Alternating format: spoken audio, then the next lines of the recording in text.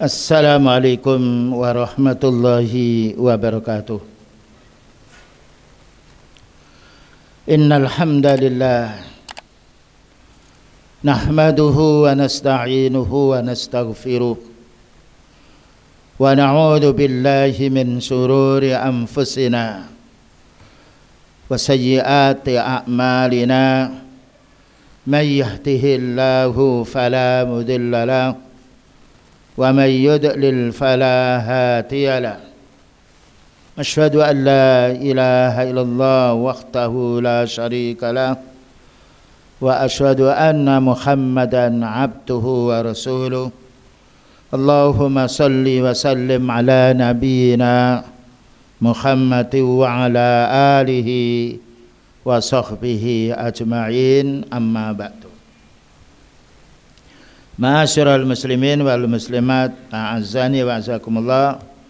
Kita melanjutkan pembahasan kitab Riyadhus Shalihin, perjalanan orang-orang yang soleh di dunia agar dia nantinya atau kita nantinya di akhirat mendapatkan rahmat dan juga imbalan yang baik dari Allah Subhanahu wa taala. Bab yang akan kita baca di sini bab nomor 115.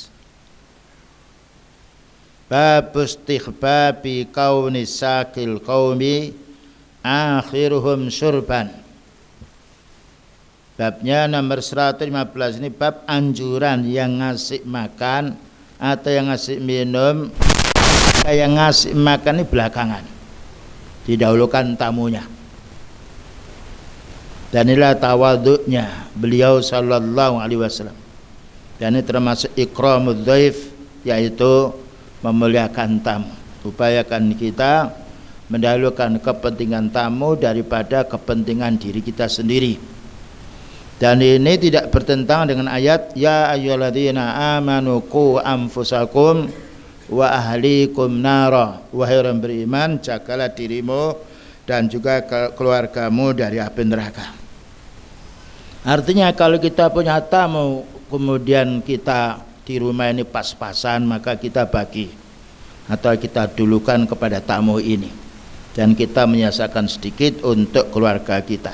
Ini adab yang beliau sampaikan pada kita. Dengan dasar hadis beliau itu kalau ada orang minta tidak pernah tidak memberi, sehingga beliau itu meninggal dunia dalam keadaan miskin, bahkan juga masih hutang gandum, tapi ada jaminan untuk membayarnya.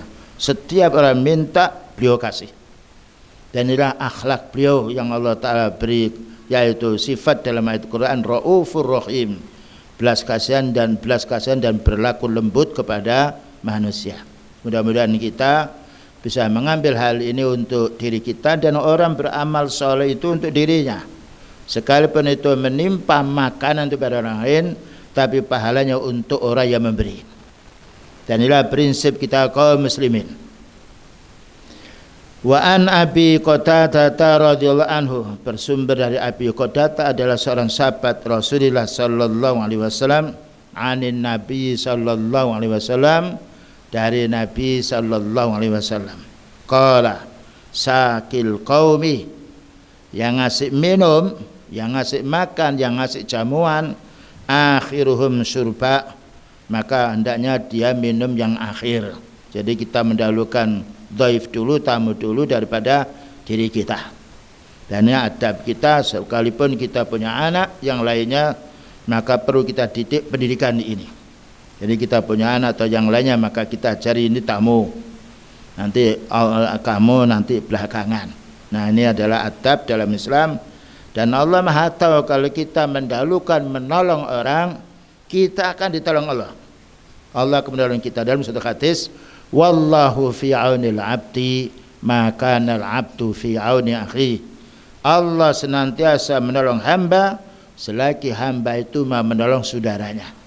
Padahal kita banding, pertolongan Allah Ta'ala kepada kita lebih banyak daripada pertolongan kita kepada saudara kita.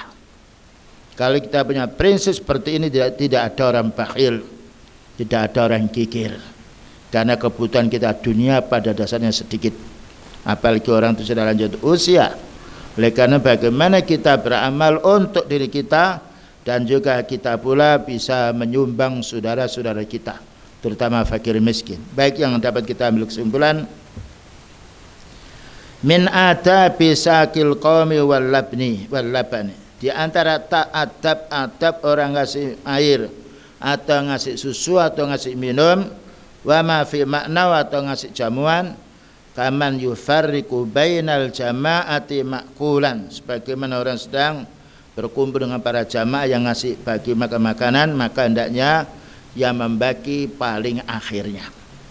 Dan ini kita tahu kalau sedang umroh orang itu membawa roti, membawa susu, kaleng yang lainnya di ransel di bawahnya, di pundaknya, kemudian dibagi-bagikan pada orang yang ada di umroh itu sampai habis, dan dia hanya menyisihkan satu.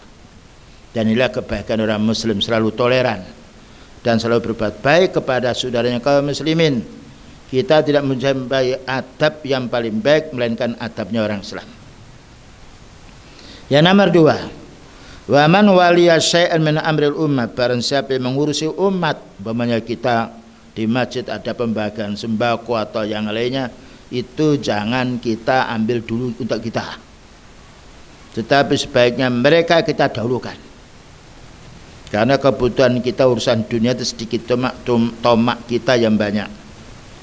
Fa'alaya as-sa'yu fima yanfa'u, maka orang bagi-bagi ini maka hendaknya dia berusaha bagaimana bisa berbuat manfaat kepada orang yang dibagi-bagi, terutama orang fakir miskin.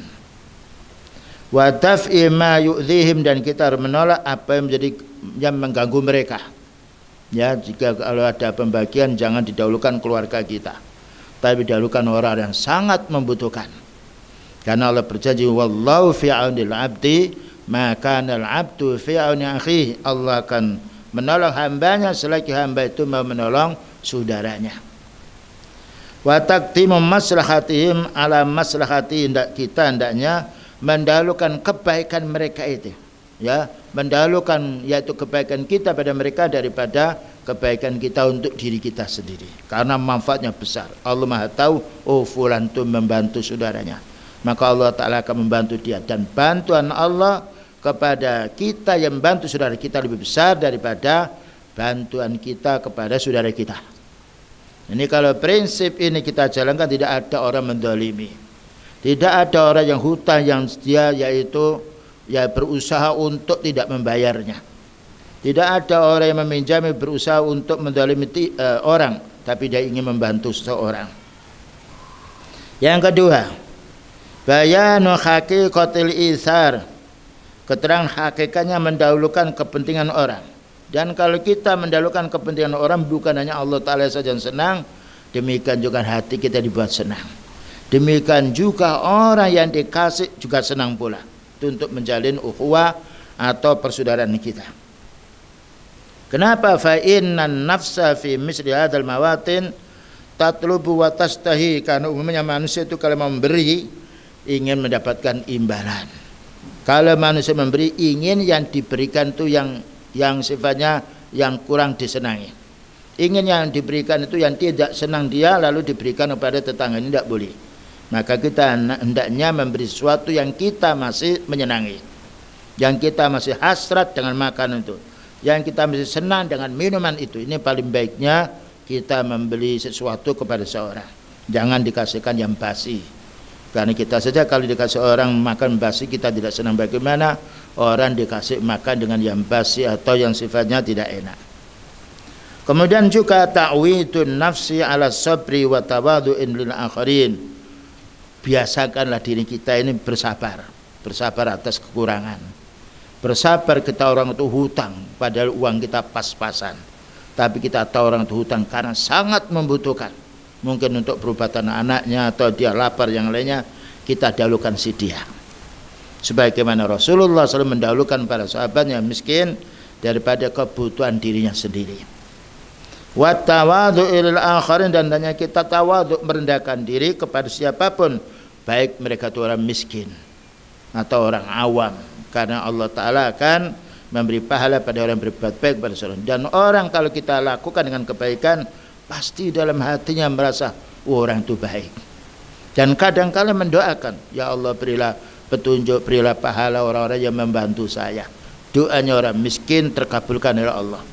Nah, selanjutnya di bab pertama, upayakan kita kalau ada sesuatu yang kita bagikan, kita dahulukan orang-orang tertentu, kita belakangan. Selanjutnya bab nomor 116 berhubungan dengan bejana. Jawazu syurbi min jami'il awanit tahirati. Boleh kita minum dengan bejana yang suci, entah itu dari plastik atau yaitu dari tempurnya kelapa atau itu dari besi, ya monel atau yang lainnya, atau dari gelas, dari kaca, boleh. Dengan syarat tempat yang kita gunakan untuk makan minum ini ghairu dhahabi wal fiddah. Tidak boleh kita pakai gelas atau pakai sendok atau pakai piring dari emas dan perak, karena kesombongan mereka. Dan emas dan perak ini akan Allah izinkan kepada hambanya beriman besok pada hari kiamat. Makanya kita dilarang di dunia ini memakai bejana dari emas dan perak, karena itu bukti kesombongan dan juga menyakitkan hati orang-orang miskin. Wa jawazil qur'i, dan kita boleh minum kalau tidak ada tempat, ya bejana kita angkat tangan kita sirup, atau bahasa Jawanya ngokop, karena tidak ada yaitu tempat yang lain, jadi kecil dan kita tidak mungkin akan mengambil dengan air, maka kita boleh yaitu ngokop bahasa Jawa. Jadi kita minum, kecuali kalau kecil tidak mengapa, tapi kalau lebar itu tidak boleh.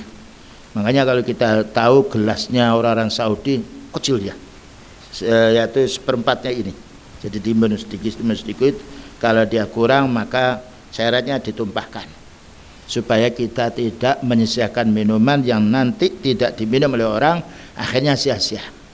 Karena umumnya manusia itu kalau ada bekas makanan yang dimakan oleh orang atau minuman, mereka tidak mau minum, merasa risih, padahal itu tidak. Ini adab yang harus kita pahami. Kalau kita mengasih yaitu teh atau yang lain, upayakan kecil dan nanti bisa ditumpahkan lagi, supaya kita tidak menyisakan teh atau yaitu kopi yang sifatnya ya orang lain tidak mau minum bekas kita karena khawatir macam-macam. Wa huwa surbi bil fami, kita boleh minum langsung dengan mulutnya gelas ini kalau kita tidak ada tempat yang lain, ya memangnya ada orang sedang haus, betul. Dan bolehnya kita minum air tawar itu ketika kita sedang ada di laut atau yang lainnya, ya di sungai, karena kita tidak punya gayun, atau boleh diminum dengan diangkat tangannya. Ini adab kita makan dan minum ternyata ada dalilnya, dan ini masih banyak dilupakan oleh kita semuanya. Bi ghairi ina'in, walaupun tanpa bejana boleh. Kita kalau memangnya ada haus sekali, tidak ada gelas, tidak yang kita boleh mengambil air kita kemudian kita minum. Wa tahrimi istimali ina'id dhahab wal fiddah, kita dilarang memakai yaitu gayun atau gelas atau yang lainnya dari emas dan perak. Karena barang siapa yang dia hidupnya mewah di dunia ini memakai bejana dari emas dan perak, besok pada hari kiamat maka Allah Ta'ala tidak memberi mereka bejana dari emas dan perak, karena khusus untuk orang ahli surga. Wa fi syurbi wal akli wat taharati wasair wujuhil istimal, dan kita dalam ketika minum upayakan minum yang kita minum bersih, dan makan tuh makan yang halal. Kemudian juga wat tahar dan harus suci dari najis. Wasair wujuhil istimal, dan menggunakan alat apapun segera kita mencucinya. Maka kalau kita punya baju kita pakai tidak kita cuci, gatal badan kita. Tapi kalau kita cuci merasa enak, merasa tidak gatal badan kita, apalagi itu tempat untuk makan dan minum. Maka perlu ibu-ibu yang membersihkan, dan perlu makanan itu tidak sisa sehingga mubadzir. Maka upayakan 2 atau 3 sendok, kalau kurang tambah lagi boleh. Namun kalau disisanya makanan yang disisakan ini kalau kita tidak makan, maka itu akan direbut oleh syaitan dan kita tidak mendapatkan barokahnya makan. Oleh karena umpamanya kita sudah kenyang, disodori makan nanti saja boleh. Daripada kita makan sedikit kita sisakan dan orang tidak memakan, berarti itu mubadzir. Karena orang memberi sesuatu pada orang itu ingin dia mendapatkan pahala. Mana hadisnya? Itu dari keterangan, sekarang hadisnya. Bersumber dari Anas bin Malik, hadis ini riwayat Imam Bukhari. Hadaratis salatu, salat itu sudah tiba waktunya. Faqama man kana qaribat dari ila ahlihi, maka bangunlah orang yang dekat di kampung ini kepada keluarganya. Jadi ketika sudah diajarkan salat, orang itu merasa lapar atau merasa ingin minum, maka dia datang di rumahnya. Wa baqiya qauman, dan ada orang-orang yang tertinggal di situ. Fa utiya Rasulullah sallallahu alaihi wasallam, maka Rasulullah SAW memberikan bi mikhdhabin min hijaratin. Mikhdhab itu adalah bejana dari batu. Nah, kalau sekarang dari yaitu kaca, ya dari juga yaitu ada pula yang dari kayu juga, ada pula yang lainnya, tapi dulu dari batu. Jadi batu itu dikerowoki, dilubangi sehingga dibuat untuk tempat minum. Karena keadaan zaman dulu belum maju seperti teknologi pada zaman sekarang. Kemudian apa? Fasahural mikhdhab, maka sempit sekali tempat air ini yang dari batu itu, sempit sekali. Artinya kalau dibuat untuk minum orang banyak tidak cukup. Ayyabsuta fihi kaffahu, apabila kita membentangkan tapak tangan kita dan di situ ada bejana yang dari batu, tidak cukup kita minum. Fatawaddu al-qaumu kulluhum, maka semua orang itu wudu dengan bejana sedikit ini. Ini bolehnya kita wudu walaupun satu gelas ini dan ini cukup. Ya, dengan menetes dan kita berkumur satu kali, mengusap wajah satu kali, ke anak tangan kanan kiri, kemudian mengusap kepala, kemudian kaki, cukup. Dan itu bisa kita praktekkan kalau kita sedang wudu di pesawat atau wudu yaitu di kendaraan yang kita mau sholat. Tidak boleh kita menunda sholat walaupun di mana saja berada, karena sholat itu kewajiban dari Allah. Termasuk ibu-ibu yang lainnya kalau sedang umrah, yang lain wajib sholat di pesawat. Dengan syarat kalau tidak ada air kita mengusapkan kepada tembok untuk tayamum. Kalau ada air ini cukup. Dan itu nanti sisanya pun tidak najis. Kita ada lemek atau alas dari anduk kecil, yaitu kalau basah masuk ke anduk tidak mengapa. Nah ini, dan juga untuk kaki cukup kita usapi dengan air yang sedikit itu cukup, karena kita dalam keadaan di pesawat atau dalam keadaan di kendaraan. Tapi kalau kita bisa turun dan kita bisa menggunakan air yang banyak boleh. Cuma walaupun demikian kita tidak boleh berlebih-lebihan menggunakan air. Walaupun air itu banyak, atau orang mandi dilemparkan ke kepalanya tapi ya punggungnya tidak kena air, upayakan mandinya beliau 5 mud.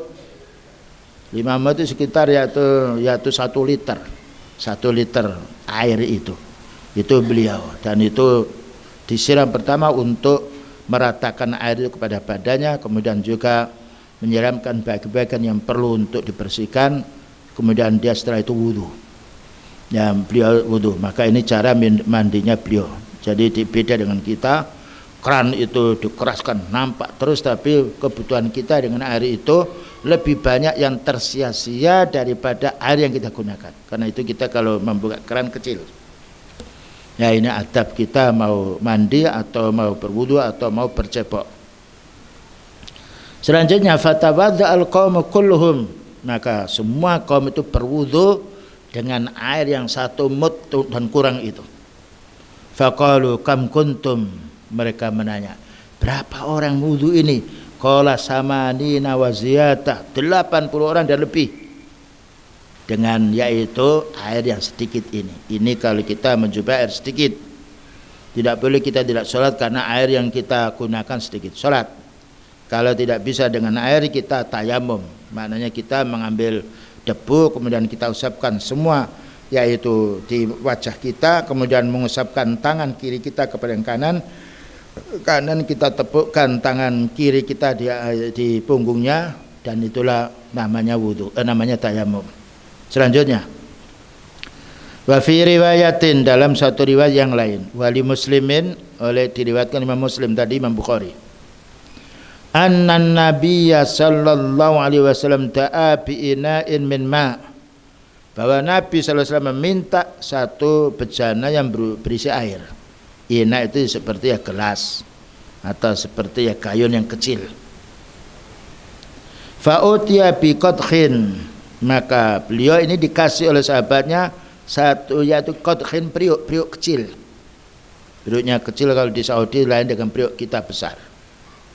Rakhrakhin, yang luas sekali. Fihi syai'un min ma', dan periuk itu ada airnya. Fawadhu'a asabi'ahu fihi, maka beliau meletakkan yaitu jari-jarinya ke periuk itu, jari-jarinya. Dengan syarat kalau tangan kita sudah suci seperti ini, boleh kita wudu masukkannya. Tetapi wudu yang sempurna sebagaimana disebutkan oleh beliau, kita membasuhkan tangan kita dua-duanya, kita basuhi dengan air dulu, kemudian baru kita berkumur dan seterusnya, itu wudu yang sempurna.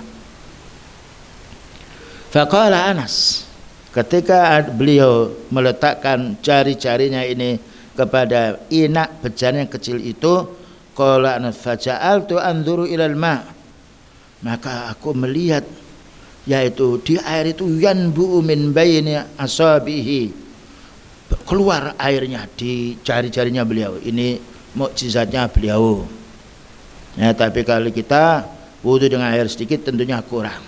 Tapi ini karena beliau jadi bersumber sampai orang itu 80 atau 70 berwudu dengan keluarnya air dari jari-jarinya Rasulullah sallallahu alaihi wasallam. Ini dulu. Tapi kita tidak boleh ketika ada orang yang punya ilmu kemudian berwudu kita nadai atau mengambil bekas-bekas wudunya orang punya ilmu, karena itu khusus untuk beliau.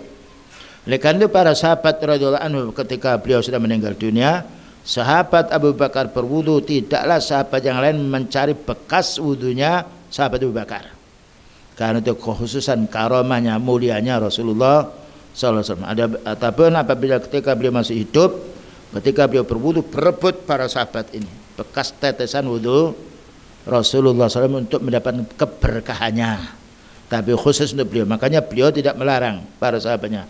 Tapi kita wudu tidak boleh mengambil bekas wudunya orang punya ilmu supaya mendapatkan karomahnya atau kebahagiaan. Tidak, kita wudu sebagaimana biasa. Selanjutnya yang dapat kita ambil kesimpulan di sini, pertama, bayanu mu'jizatin min mu'jizati Rasulillah sallallahu alaihi wasallam. Keterangan bahwasanya mukjizatnya Rasulullah SAW nampak dilihat oleh para sahabatnya. Mukjizat itu namanya pelemah. Jadi mukjizat itu sesuatu yang aneh, yang di luar kebiasaan, yang tidak bisa ditiru oleh orang. Itu mukjizat. Kalau bisa ditiru orang-orang bukan mukjizat. Karena itu para nabi mesti dibekali oleh Allah Ta'ala mukjizat untuk melawan orang yang menentang dia. Ya, ini mukjizat khusus untuk para nabi, tidak diberikan kepada selain nabi. Adapun karomah bisa juga, tapi orang yang mukmin yang memiliki karomah tidak ingin karomahnya itu diperlihatkan pada orang lain, agar dia tidak sombong atau tidak ujub. Inilah para orang punya ilmu selalu menjaga kehormatan dirinya, karena dikhawatirkan orang awam nanti meminta barokah atau menyebut kebaikan si fulan melebihi kebaikan Rasulullah sallallahu alaihi wasallam. Selanjutnya, wa nab'ul ma' baina asabi, maka di antara mukjizat beliau bersumber air itu keluar dari ujung-ujung jarinya. Dan ini namanya mukjizat. Kalau kita tidak bisa keluar air dari ujung-ujung kita. Karena kalau kalau orang mensihir keluar itu kita bisa membaca ta'awud, a'udzubillahi minasyaitonir rajim, tidak bisa. Oleh karena sihir itu bukan mukjizat. Sihir itu perbuatan syaitan. Wa ma kafara Sulaimanu walakin syayatina kafaru yu'allimuna an-nasa sihra.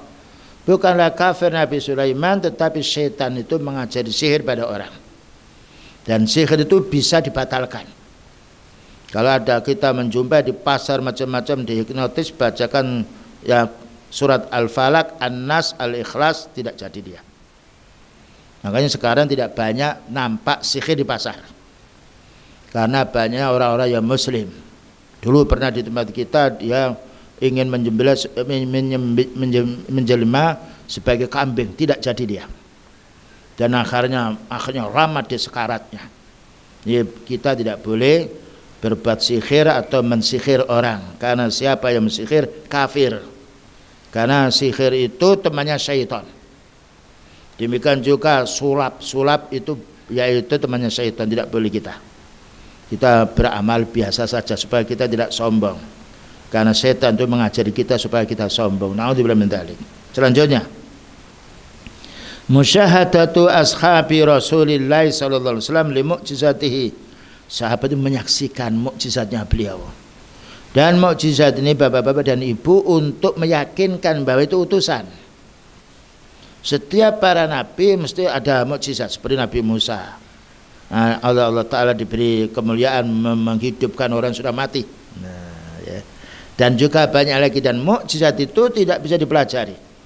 Tetapi itu datanya dari Allah Ta'ala, dan tidak sama mukjizat si fulan dengan si nabi yang lain dengan nabi yang lain. Karena kekhususan yaitu kemuliaan Allah Ta'ala kepada para utusan dan juga para nabi. Ra'aitu, dan juga mengatakan iltimasul wudu idza kana salat. Maka kita wajib mencari wudu kalau kita mau salat. Cari air dulu. Ketika kita tidak mendapatkan air, maka kita mencari debu untuk sebagai gantinya air. Wa fi riwayatin, dijelaskan dalam satu riwayat, ra'aitu Rasulullah sallallahu alaihi wasallam, saya pernah melihat Rasulullah sallallahu alaihi wasallam wa khanat salatul asri, padahal waktu itu sudah masuk waktu asar. Ini sahabat mengatakan kami pernah melihat Rasulullah sallallahu alaihi wasallam pada waktu itu sudah waktunya salat asar. Faltamasan nasu al-wudu'a, maka manusia mencari air untuk wudu. Falam yajiduhu, maka mereka tidak menjumpai air sehingga mereka tayammum. Ya, jadi kalau kita sedang bepergian atau yang lain tidak menjumpai air, maka kita tayammum. Dan alhamdulillah di tempat kita air itu melimpah ruah. Berbeda dengan di Saudi atau yang lainnya, banyak padang pasir tetapi jarang kita jumpai air. Tapi kalau tidak ada air pun kita bisa sholat, tidak boleh tidak sholat. Walaupun kita di pesawat, maka usapkan dua tapak tangan kita kepada dinding-dinding pesawat tersebut, dan juga kita bisa yaitu tayammum. Selanjutnya, jawazul wudu'i wal ghasli fil mikhdhabi. Boleh kita wudu dan boleh kita mandi dengan satu gayun. Satu gayun ini sekitar 1 liter kurang. Wal qadhi, dan juga memakai periuk. Air itu kita letakkan di periuk. Kalau dulu tidak ada yaitu seperti plastik yang lainnya. Yang sekarang yaitu tempat bejana banyak sekali.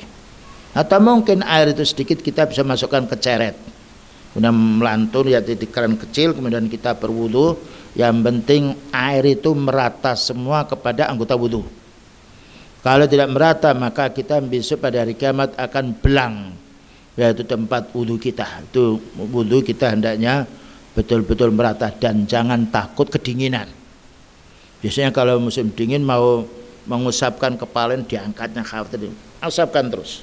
Dan orang tuh kalau dingin sekali, kalau mandi itu menjadi hangat badan kita, menjadi hangat.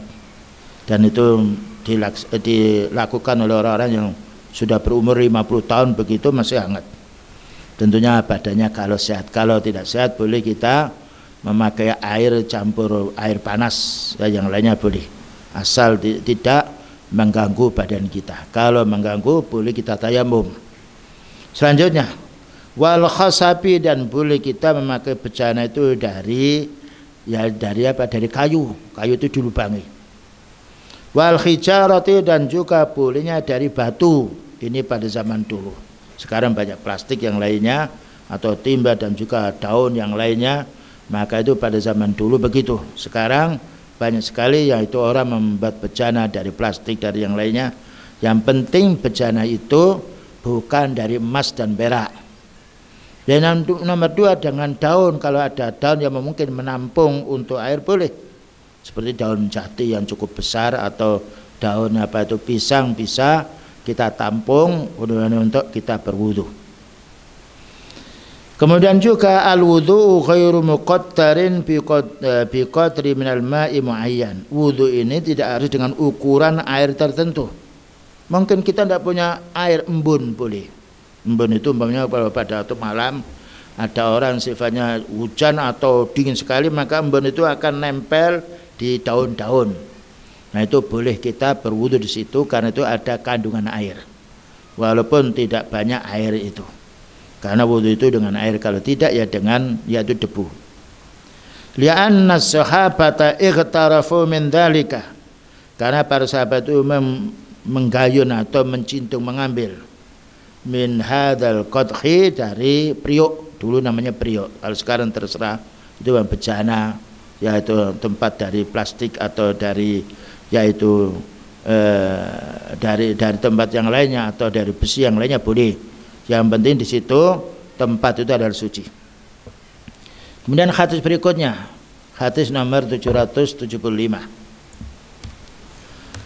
Wa an Abdullah bin Yazid radhiyallahu anhu, bersumber hadis ini dari Yazid bin dari Abdullah bin Zaid. Abdullah itu anaknya, Zaid ini bapaknya. Begitu orang dulu menyebut nama itu disebut anaknya dan disebut bapaknya. Karena namanya Abdullah banyak kita bingung.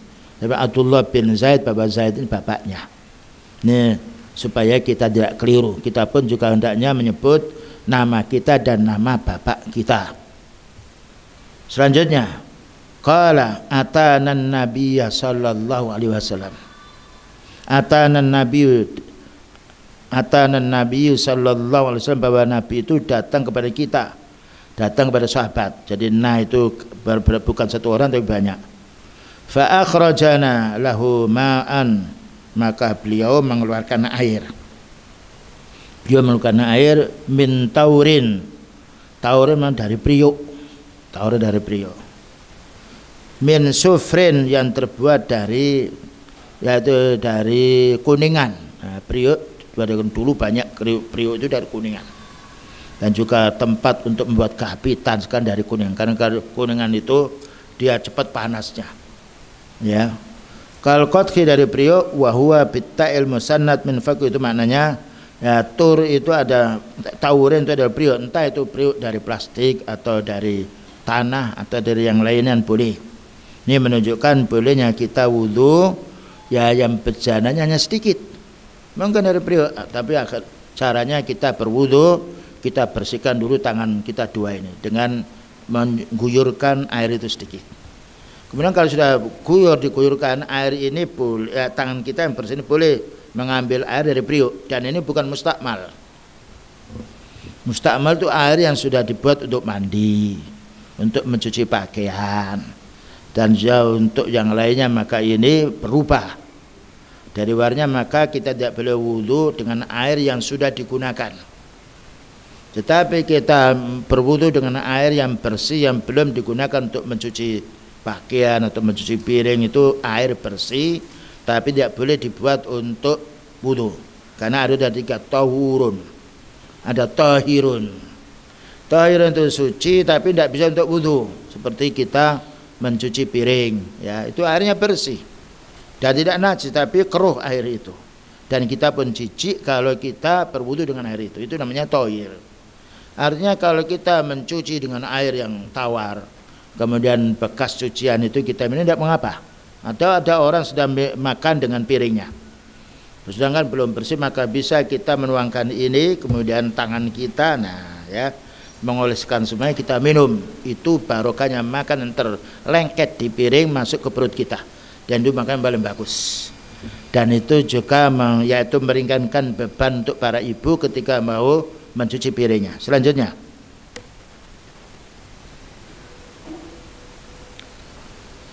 nah, berikutnya jawazul wudhu'i wal ghusli fi aniyatin nuhas. Bolehnya kita wudhu dan mandi dari bejana kuningan atau bejana besi atau bejana stainless steel, boleh.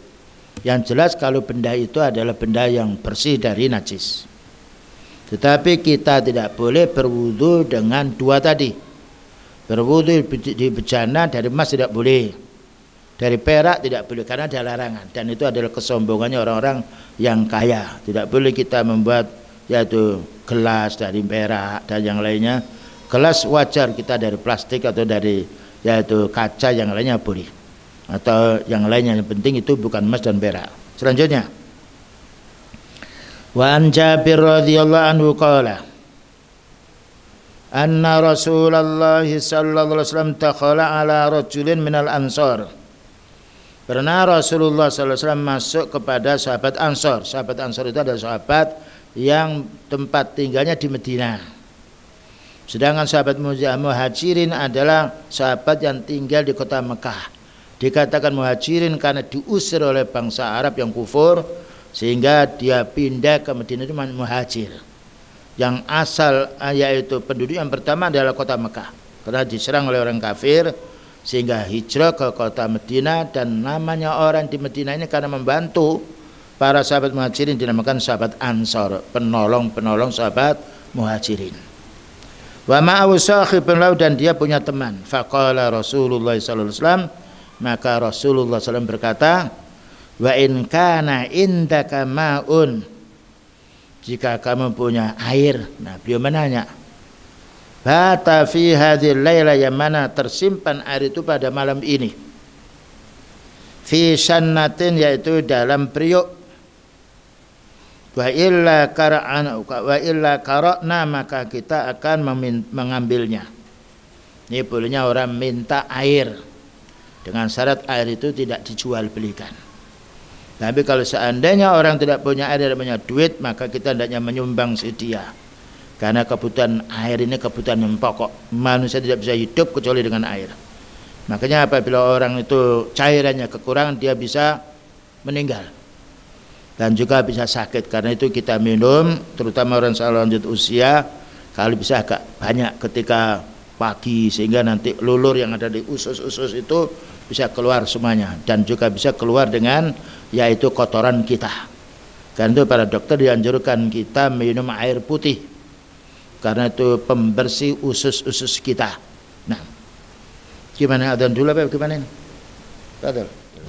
Kita lanjutkan hadis nomor 776. Wa an Jabir radhiyallahu anhu qala anna Rasulullah sallallahu alaihi wasallam takhala ala rajulin minal ansar.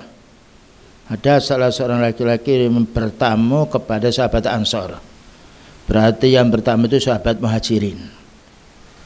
Wa ma'u sahibun lahu, tetapi sahabat Muhajirin punya teman dari sahabat Ansor, karena sama muslimnya. Dan bolehnya orang itu menyebut daerah. Ini kelompok sahabat Ansor, ini kelompok Muhajirin. Dikatakan sahabat Ansor karena menolong sahabat Muhajirin. Dikatakan sahabat Muhajirin karena mereka diusir oleh bangsa Arab dari kota Mekah sehingga hijrah di Medina. Itu namanya muhajir, hijrah. Dan penamaan begitu boleh, dengan asal kita tidak memuliakan diri kita. Karena kemuliaan itu adalah dengan takwa. Inna akramakum indallahi atqakum. Faqala Rasulullah sallallahu alaihi wasallam, maka bertanya beliau, in kana indaka ma'un, apabila kamu punya air. Yang ditanya ada sahabat Ansor. Bata hadhil laila, yang itu kamu simpan pada malam ini, fi sinnatin maknanya fi kirbah. Mana kirbah itu seperti kantongan dari kulit. Jadi apabila kamu punya air yang kamu simpan dengan kulit, dulu itu tidak ada semen, tidak ada yang lain, jadi air itu disimpan dengan kulit, dan tidak ada juga plastik. Jadi penyimpan di kulit itu kuat dia dan bertahan lama, dengan syarat kulit itu disamak dulu menjadi kering, kemudian dibuat yaitu tempat air itu bagus sekali dan juga lunak dan kuat juga. Karena kulit kalau sudah kering tidak akan basi dia dan tidak akan pecah karena dia lunak. Apa kata beliau, kalau kamu punya air, saya minta. Ini bolehnya kita minta air. Kemudian dijelaskan di sini, tanawulul ma' fil fammi min ghairi ina'in wala kufin. Bolehnya kita minum air ketika tidak ada bejananya, kita minum di air yang di ember itu, kita angkat ember itu kemudian kita minum semampunya, yaitu secukupnya boleh, dengan syarat kalau itu tidak ada bejana. Kalau ada bejana kita hendaknya pakai bejana atau pakai cintung atau pakai yang lainnya, kayun. Yajuzu lirrajuli ayyastasqiya ghairahu min zaiti hajatihi bila ilhaqi dararin. Boleh seorang laki-laki atau seorang wanita ngasih minum kepada yang lainnya apabila minuman itu yang dia butuhkan itu masih sisa.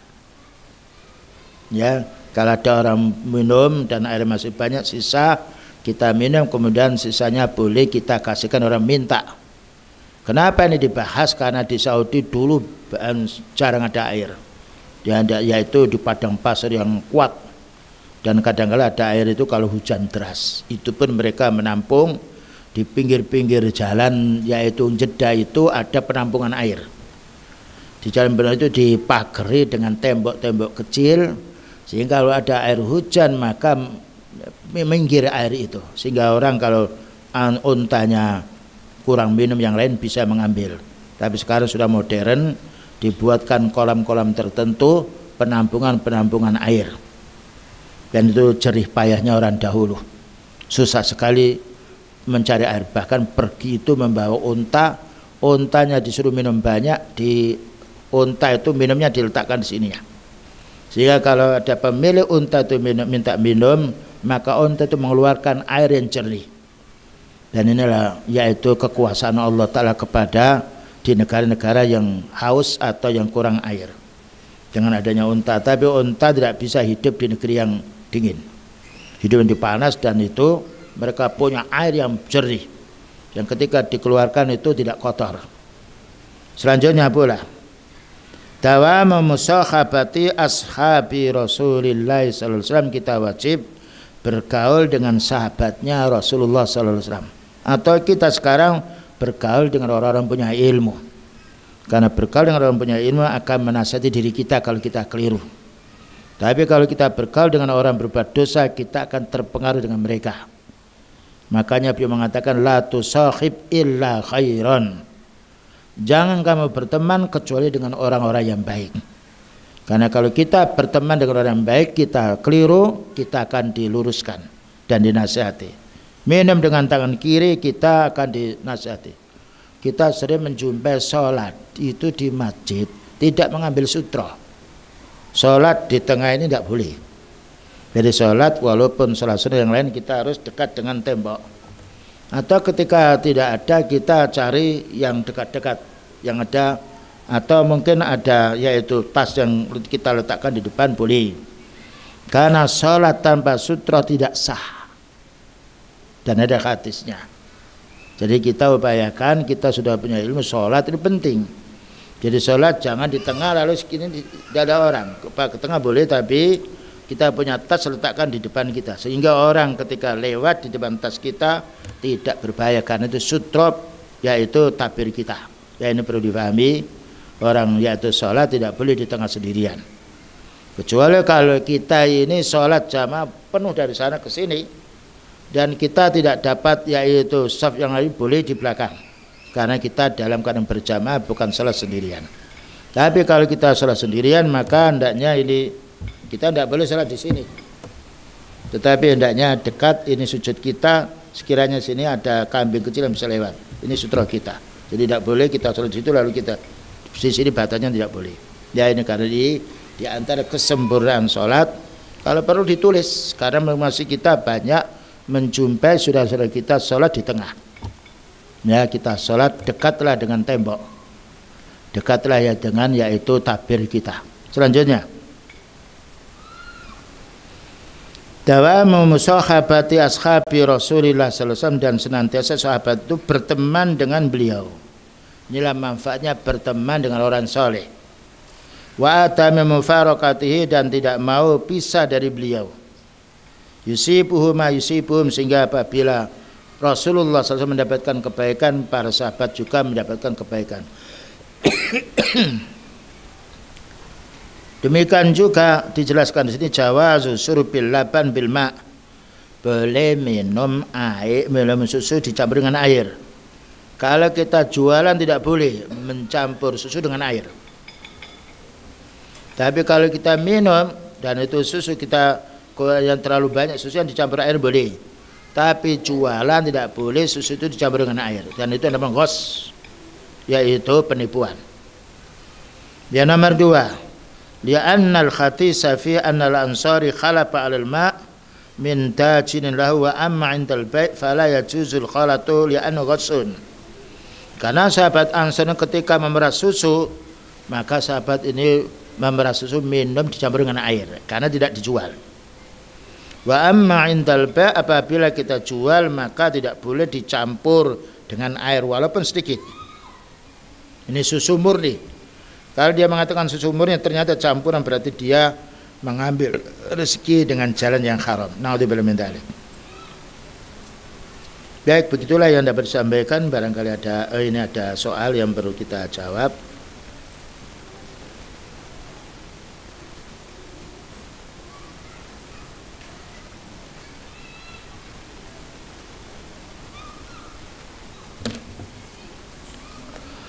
Apakah bank ini sebagai perusahaan itu haram? Iya. Karena wa akhallallahu al-bai'a wa harrama riba. Dan bank sekarang meluas. Bahkan hadis beliau mengatakan orang yang beriman pun tidak lepas daripada perbankan. Ya, ini perlu kita pahami. Padahal kita menjauhi bank itu bisa. Sampai karena kita terpengaruh dengan sifulan, terpengaruh dengan keuntungan yang lainnya. Bahkan juga para ulama tidak boleh kita menyimpan uang di bank. Dikhawatirkan ada keuntungan yang kita peroleh. Atau memang kalau dalam keadaan darurat boleh kita mengirim lewat bank, tapi kita tidak boleh mengambil keuntungannya, ribanya tidak boleh. Nah, jadi kita tukar duit di bank boleh karena duitnya beda. Duit rupiah ditukar dengan yaitu real tentunya beda, boleh. Karena itu lain daripada jenisnya. Tapi kalau kita menukar uang di bank, uangnya minta baru-baru lalu kita memberi keuntungan walaupun berapa rupiah tidak boleh.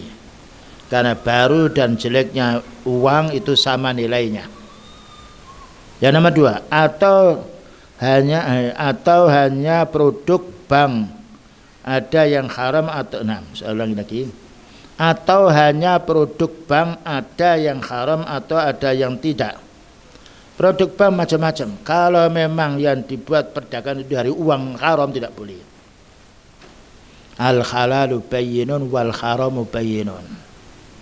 Yang halal sudah jelas, yang haram sudah jelas. Jadi kalau kita hutang ke bank dalam perdagangan tidak boleh. Karena sumbernya sekarang yang pertama sudah hukumnya haram. Yang haram tidak boleh dicampur dengan yang halal. Mana yang bunyi tadi ini? Ini ya? Oh, di atas. Ya.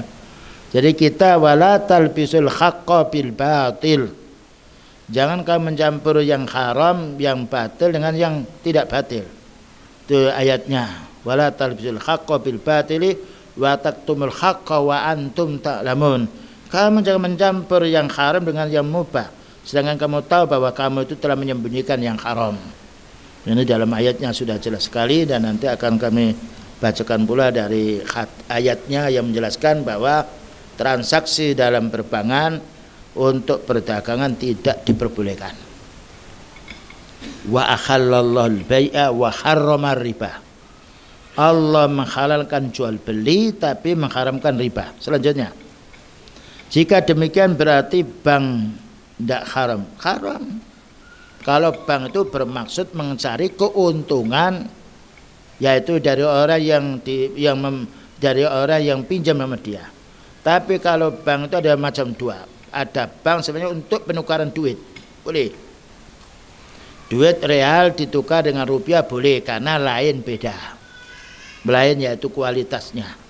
Tapi kalau rupiah yang baru kita tukar dengan rupiah yang jelek minta tambahan, kan itu baru tidak boleh. Ya, karena nilai mata uang itu sama, rupiah dengan rupiah sama, walaupun itu baru, walaupun itu bekas. Tapi kalau lain jenis seperti real kita tukar dengan dolar, atau dolar kita tukar dengan rupiah boleh karena lain jenis. Dan itu boleh kita transaksi di bank. Jadi bank ini tidak semuanya haram, tapi kalau untuk yaitu kita mengirimkan lewat bank dan kita ngasih ongkos, sekarang meminta ongkos, dulu tidak. Jadi kan kata ini Pak, ini ongkosnya sekian boleh karena kita menyuruh dia untuk mengantarkan barang ke tempat tujuan boleh. Ya, tapi kalau sifatnya yaitu hanya sekedar penukaran yang itu lain duit tidak mengapa. Tapi kalau duit itu sama jenisnya, kemudian di bank itu minta keuntungan dari kita atau kita memberi keuntungan, tidak boleh. Soalnya hampir semua kegiatan dan hampir sebagian besar umat Islam menggunakan jasa bank, belum tentu. Ya, pedagang kecil ya bang, ambil duit untung nanti dibawa ke rumah, besok dijual membeli lagi kemudian dijual lagi ya. Jadi kalau bisa kita tidak muamalah dengan riba. Karena riba ini Allah mengatakan yatakhabbatu syaitanu minal mas. Berarti nanti bangun dari alam kubur maka mereka itu seperti disantap setan karena gilanya. Nah ini sekarang banyak riba ini menyebar di mana-mana, baik dengan cara menghutangnya atau dengan cara yang lainnya. Dan kalau kita bahas riba ini minimalnya seperti orang zina, jadi 33 lebih yaitu tingkatan dosa, yaitu riba ini paling sedikitnya seperti orang yang menzinai ibunya. Naudzubillah min dzalik. Selanjutnya pula, nah jika haram kalau terus-menerus dikerjakan fasik dan tidak tobat-tobat, kita harus bertobat. Illa ma qad salaf, kecuali yang sudah lalu yang kita tahu kemudian kita berhenti, Allah Ta'ala menerima tobatnya. Karena Allah Ta'ala mengatakan innamat taubatu ma lam yugharhir. Tobat itu akan diterima oleh Allah selagi kita belum sekarat maut. Oleh karena itu kita lepaskan sekarang ya, kita tidak tahu meninggal dunia mendadak, kita punya hutang, punya transaksi ke sana kemari. Makanya kita kalau sudah lanjut usia punya duit tulis di tempat khusus, beritahu istri kita. Dan kalau istri yang hutang beritahu suami kita. Sebab hutang ini kalau meninggal dunia itu hubungan kita dengan orang. Apalagi kita hutang pada orang dan orang itu tidak tahu keluarga kita. Mungkin orang tua akan menagih kita, tapi karena orang tua kita, diri kita tidak memberitahu pada keluarga kita, keluarga itu menolak. Mana buktinya? Ya, oleh karena itu upayakan kita hidup sederhana. Hidup sederhana itu nikmat sekali, sehingga kita tidak punya tanggungan hutang. Minta dasar hukum dan rujukannya. Dasarnya banyak sini. Saya bacakan ayatnya.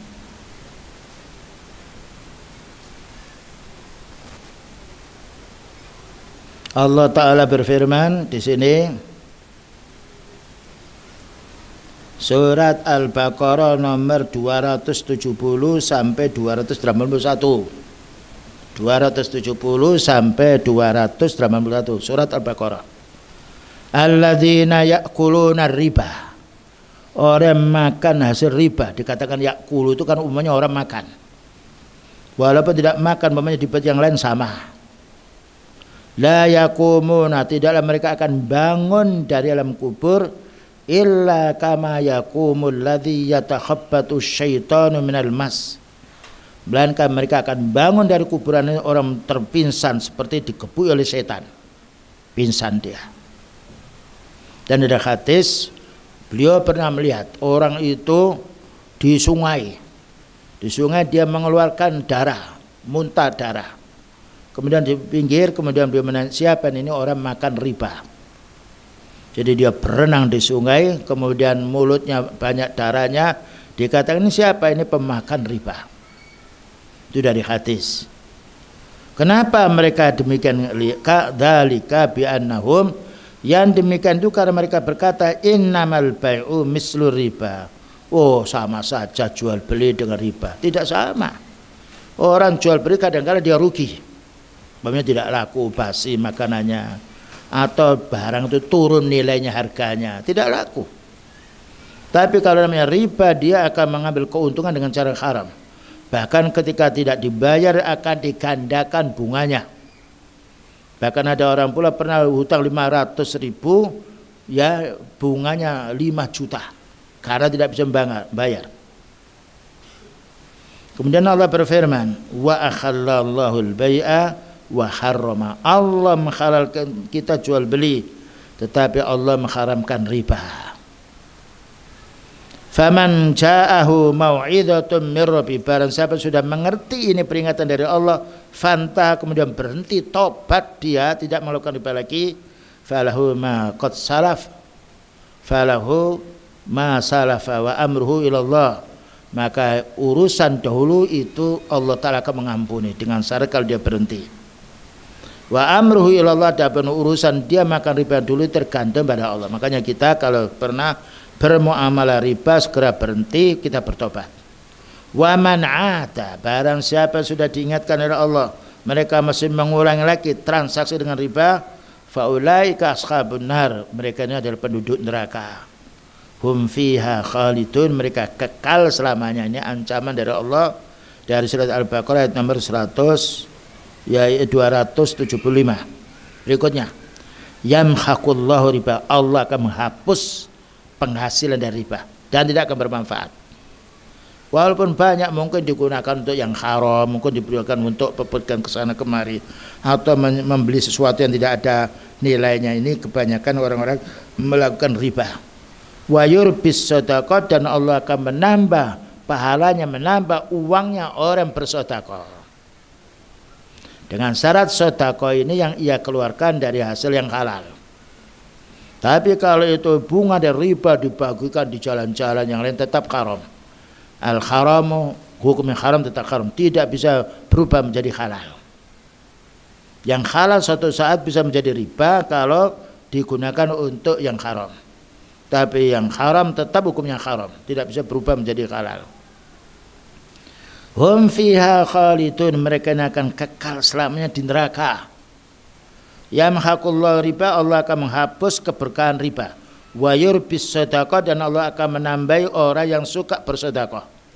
Wallahu la yuhibbu kulla kaffarin asim, Allah tidak menyenangi orang yang berbuat dosa lagi kufur. Kemudian berikutnya, innalladzina amanu, orang-orang beriman, wa amilus solihati, dan orang beramal soleh, wa aqamus sholata, dan mau menunaikan salat. 3. Nomor 4, wa atuz zakata, dan juga menunaikan zakat. Menunaikan zakat itu dari hasil yang halal dibagikan pada orang yang berhak menerima zakat. Ini paling baiknya harta. Lahum ajruhum, mereka akan mendapatkan pahala inda rabbihim, di sisi Allah. Wala khaufun, dan Allah akan menghapus rasa ketakutan mereka. Wala hum yahzanun, dan juga Allah Ta'ala akan menjauhkan dari sifat kesedihan. Allah akan menghapus kesedihan mereka. Selanjutnya, ya ayyuhalladzina amanu taqullaha, wahai orang beriman, takutlah kamu pada Allah, wa dharu ma baqiya minar riba, tinggalkan sisa-sisa riba. Ya, kalian tahu bahwa riba bahaya, sudah, sekarang saya bertobat ya Allah, berhenti semuanya. Dan dari hasil-hasil yang haram itu dikembalikan kepada orang yang hutang sama kita, ini duitmu dulu, saya kembalikan. Itu adalah tobat yang nasuha. In kuntum mu'minin, maka Allah mengatakan jika kamu itu orang mukmin, tinggalkan riba. Maknanya kalau dia masih merasakan transaksi riba, dia bukan orang mukmin. Karena Allah mengatakan in kuntum mu'minin, ini surat Al-Baqarah bisa dibaca 275 sampai 281. Kemudian Allah mengatakan wa illam taf'alu, jika kamu tidak mau berhenti dari transaksi riba, fa'dhanu bi harbin min Allah, maka kamu akan mendapatkan ancaman peperangan dari Allah wa rasulihi, dan dari rasulnya. Wa in tubtum, tapi kalau kamu bertobat, falakum ru'usu amwalikum, maka kapitalmu itu saja yang kamu ambil. Kalau kita mau orang mau 1 juta, anaknya sampai 10 juta, yang 1 juta ini kita ambil, yang lain kita kembalikan kepada orang yang hutang. Ini duitmu yang hutang saya, ini saya kembalikan sekian. Ini tobatnya orang yang melakukan riba. Wala tadlimuna wala tudramun, kamu jangan mendolimi mereka. Artinya kalau kita hutang, Kalau mereka tuh hutang pada kita 100 ya bayar 100, jangan dikurangi. Wala tudlamuna, dan juga jangan pula kamu mengambil keuntungan dari orang yang hutang padamu. Mereka hutang 1 juta, ketika mengembalikan 1 juta 5.000, 5.000-nya kembalikan pada yang hutang kita. Wa in kana dzu usratin, barang siapa yang mengalami kesulitan, fanadhiratun ila maisarah, tunggu kelapangan dari Allah. Jika kita mengalami kesulitan, bersabar dulu. Karena Allah berjanji inna ma'al usri yusra. Setelah kesulitan itu mesti ada kemudahan. Dan itu sudah janji Allah. Wa anta saddaqu, dan hendaknya kamu sering bersedekah. Khairul lakum, itu lebih baik untukmu. Bersedekah Allah Ta'ala akan menggandakan pahalanya. Dan tidak ada orang bersedekah itu dia miskin. Karena Allah Maha tahu, dengan syarat kalau hasil yang disedekahkan itu dari hasil yang halal. In kuntum ta'lamun, apabila kamu itu mau mengerti. Wattaqu, lalu Allah menjelaskan, hati-hati kamu dengan yauman, satu hari, turja'una fi ilallah, kamu akan dikembalikan kepada Allah. Summa tuwaffa kullu nafsin ma kasabat, kemudian akan ditunaikan amalmu di dunia ini. Allah akan bahas amal kita masing-masing. Kebaikan dibalas kebaikan, ditingkatkan paling 10 sampai 700. Barang siapa yang beramal kejahatan 1, ya, tetapi Allah Ta'ala akan menggandakannya lagi apabila mereka mengulang-ulangi lagi. Wahum la yudlamun, dan mereka tidak akan dianiaya oleh Allah Ta'ala. Begitulah kaum muslimin, ya, pembahasan masalah riba nomor 275 sampai 281. Kalau ada tafsir Ibnu Katsir bisa dibaca terjemahnya. Begitulah yang dapat disampaikan. Wassallallahu ala nabiyina Muhammadin wa ala alihi wasallam. Subhanakallahumma bihamdika asyhadu an la ilaha illa anta astaghfiruka wa atubu ilaik. Walhamdulillahirabbil alamin. Wassalamualaikum warahmatullahi wabarakatuh.